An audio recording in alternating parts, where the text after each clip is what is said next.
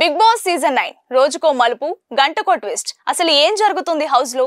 Top 5 లో గ్యారెంటీగా ఉంటుందనుకున్న lady tiger sudden గా ఎలిమినేట్ అయింది. బిగ్ బాస్ హౌస్ నుండి రీతు చౌదరి ఎలిమినేట్ అయి బయటకు వచ్చేసింది. హౌస్ లో అడుగు పెట్టినప్పటి నుంచి తన అందంతో, ఆటతో, అల్లరితో ఆడియన్స్ ను ఫిదా చేసింది రీతు.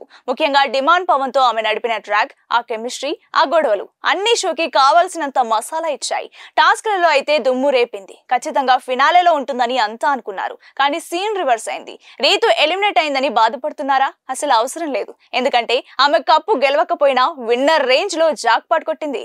రీతు చౌదరి ఈ 13 వారాలుగాను ఎంత వెనకేసిందో తెలిస్తే మైండ్ బ్లాక్ అవ్వాల్సిందే. రీతు చౌదరికి బిగ్ బాస్ ఇచ్చిన రెమ్యునరేషన్ వారానికి అక్షరాల 2.5 లక్షల రూపాయలు. అంటే 13 వారాలకు గాను దాదాపు 32 లక్షల రూపాయలు ఆమె ఖాతాలో చేరినట్లే. చూసారా? టైటిల్ మిస్ అయినా బ్యాంకు బ్యాలెన్స్ మాత్రం భారీగానే పెరిగింది. మరిన్ని బిగ్ బాస్ అప్డేట్స్ కోసం చూస్తూనే ఉండండి కొలుగురి 24/7 న్యూస్ టీవీ.